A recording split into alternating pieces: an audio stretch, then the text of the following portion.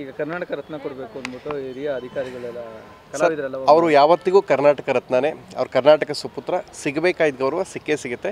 And ಇದಕ್ಕೆ ಅವ್ರ ಕುಟುಂಬ ಆಲ್ರೆಡಿ ಸರ್ಕಾರಕ್ಕೆ ಮನವರಿಕೆ ಮಾಡಿಕೊಟ್ಟಿದೆ.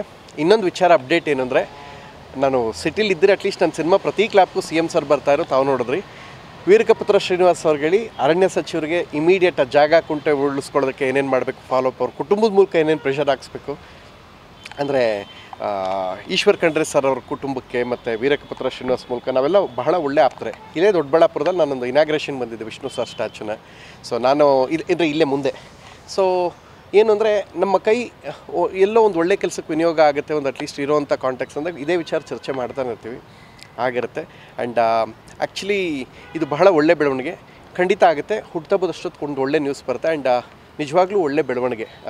ಬಾಲಣ್ಣ ಅವ್ರ ಸ್ಟುಡಿಯೋ 20 ವರ್ಷದಿಂದ ಏನೋ ಅಭಿವೃದ್ಧಿ ಆಗದೆ ಇರೋದನ್ನು ವಶಪಡಿಸ್ಕೊಂಡು ಈಗ ಅದನ್ನು ಅಟ್ಲೀಸ್ಟ್ 10 ಗುಂಟೆ 20 ಕೊಟ್ಟು ಸರ್ಕಾರ ಅದನ್ನು ವಿಷ್ಣು ಸರ್ಗೆ ಶಾಶ್ವತವಾಗಿ ಇದೊಂದು ಸಮಾಧಿ ಜಾಗದಲ್ಲಿ ಅಭಿಮಾನಿಗಳಿಗೆ ನೋಡೋವಂಥ ಒಂದು ಅವಕಾಶ ಆಗಬೇಕು. ನಾನೊಂದು ಮಾತು ಹೇಳ್ತೀನಿ ವೈಯಕ್ತಿಕವಾಗಿ, ಇದೆಲ್ಲ ಬಿಟ್ಟು ಒಂದು ಮಾತು ಹೇಳ್ತೀನಿ. ಫಸ್ಟು ಕಲಾವಿದ್ರನ್ನ ಗ್ಲೋರಿಫೈ ಮಾಡೋದು, ವಿಜೃಂಭಿಸೋದು ಬಿಡಬೇಕು. ಆ್ಯಕ್ಚುಲಿ ಟು ಬಿ ಫ್ರ್ಯಾಂಕ್ ಅಂದರೆ ಇಂಥ ವಿಚಾರ ಯಾಕೆಂದರೆ, ತಮಿಳಲ್ಲಿ ಒಬ್ಬ ಹಾಸ್ಯ ನಟ ಇದ್ದಾರೆ ವಿವೇಕ್ ಅಂತ. ಆ ಹಾಸ್ಯ ನಟಂಗೆ ಪದ್ಮಶ್ರೀ ಕೊಟ್ಟಿದ್ದಾರೆ. ನಮ್ಮಲ್ಲಿ ಶ್ರೇಷ್ಠ ನಟ ವಿಷ್ಣುವರ್ಧನ್ ಸರ್, ಅವ್ರಿಗೆ ನಾವು ಪದ್ಮಶ್ರೀ ಅಲ್ಲ, ಇರೋಕ್ಕೊಂದು ಜಾಗನೂ ಕೊಟ್ಟಿಲ್ಲ. ಮೊದಲು ಅದಾಗಬೇಕು, ಆ ಕೆಲಸ ಆಗಲಿ ಅಂತ ಕೇಳ್ಕೊಳ್ತೀನಿ. ಎರಡನೇದು, ನಮ್ಮ ಥರ ಕಲಾವಿದನ ಗ್ಲೋರಿಫೈ ಮಾಡೋದು ಫಸ್ಟ್ ಆಫ್ ಆಲ್ ನಿಲ್ಲಬೇಕು. ಯಾಕೆಂದರೆ ಈಗ ಎಲ್ಲೋ ಒಂದು ಕಡೆ ಬರ್ತೀವಿ, ಈಗ ವಿಷ್ಣು ಸರ್ ಅನ್ನೋ ನಟ ಅವರು ಕೋಟಿಗೊಬ್ಬನ ಹೆಸರು ತೊಳೋಕ್ಕೆ 30 ವರ್ಷ ತೊಗೊಂಡ್ರು, ಹೌದಲ್ವ ಸರ್? ಈಗೇನು ಅಂದರೆ ಕಾರಿಂದ ಇಳಿತಾ ಇದ್ದಂಗೆ ಕೋಟಿಗೊಬ್ಬ ಸಾಂಗ್ ಹಾಕೊಂಡ್ಬಿಡ್ತಾರೆ. ಸೊ ಇದು ಆಗೋದ್ರಿಂದ ಏನಾಗ್ತಾ ಇದೆ ಅಂದರೆ 30-35 ವರ್ಷ ಕಷ್ಟಪಟ್ಟು ವಿಷ್ಣು ಸರ್ ತೊಗೊಂಡ ಹೆಸರನ್ನ ಮೊನ್ನೆ ಬಂದವ್ರಿಗೆ ಗೋಲ್ಡ್ಗೆ ಹಾಕೊಂಡು ಬಿಲ್ಡಪ್ ಕೊಡೋರಿಗೆಲ್ಲ ಹಾಕ್ತಾ ಹೋದರೆ ಸೊ ನಾವು ತೋರಿಸೋ ಗೌರವ ಆಗಲ್ಲ. ವಿಷ್ಣು ಸರ್ ಬಗ್ಗೆ ಪ್ರೀತಿ ಇದೆಯಿಂದ ಬಾಯ್ಬಿಟ್ಟು ಹೇಳೋದಾಗಬಾರ್ದು. ನಾವು ಆಲ್ರೆಡಿ ರೀಸೆಂಟಾಗಿ ಇತ್ತೀಚೆಗೊಂದು ಚಾನಲ್ ಇನಾಗ್ರೇಷನ್ ಈಶ್ವರ್ ಸರ್ ಸಿಕ್ಕಾಗಲೂ ಅರಣ್ಯ ಸಚಿವರು ಗಮನಕ್ಕೆ ತಂದಿದ್ದೆ. ನಾನು ವೀರಕಪುತ್ರ ಶ್ರೀನಿವಾಸ್ ಪ್ರತಿದಿನ ಮಾತಾಡ್ತಾ ಇರ್ತೀವಿ ಇದೇ ವಿಚಾರ, ಏನು ಮಾಡ್ಬೋದು ಸರ್ ಫರ್ದರು, ಪ್ರಥಮ ಇದನ್ನು ಮಾಡ್ಬೋದು ಅದನ್ನು ಮಾಡ್ಬೋದು ಅಂತೆಲ್ಲ ಇದ್ದಾಗ ಸುದೀಪ್ ಸರ್ ಆ ವಿಚಾರದಲ್ಲಿ ಮುಂದೆ ಇಟ್ಟಿದ್ದಾರೆ. ಅಭಿಮಾನಿಗಳ ಹಾರೈಕೆ ಎಲ್ಲವೂ ಈಡೇರುತ್ತೆ. ಕರ್ನಾಟಕ ರತ್ನ ಸಿಗುತ್ತೆ ಅಂದರೆ ಅದಕ್ಕಿಂತ ಹೆಮ್ಮೆ ಇನ್ನೊಂದೇನಿದೆ ಸರ್, ಅದು ಕೇಳಿ ಪಡ್ಕೊಳಂಗಾಗಬಾರ್ದು, ಅದು ಸರ್ಕಾರ ಗೌರವಿಸಿ ಅವ್ರು ಕೊಡೋಂಗಾಗಬೇಕು. ಅದಕ್ಕಿಂತಲೂ ದೊಡ್ಡ ಪ್ರಶಸ್ತಿಗೆ ಅವ್ರು ಅರ್ಹರು. ಈ ಸಲ ಸೆಪ್ಟೆಂಬರ್ 18 75ನೇ ವರ್ಷ.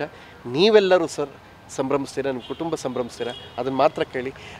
ನೀವು ಈ ಸಲ ಒಳ್ಳೆ ಗುಡ್ ನ್ಯೂಸ್ ಜೊತೆಗೆ ಬರ್ತೀವಿ. ಒಂದು ಎರಡನೇದು, ಇವತ್ತು ಬಂದಿದ್ದು ಒಂದು ಒಳ್ಳೆ ಕೆಲಸ. ನಮಗೇನಾಗಿತ್ತು ಅದು ಏನಂದರೆ, ನಾನು ಕಾನೂನಾತ್ಮಕವಾಗಿ ವೈಲೆನ್ಸ್ ಆಫ್ ಇಂಜೆಕ್ಷನ್ ಆ ವಿಚಾರಕ್ಕೆ ಬಂದಿದ್ವಿ.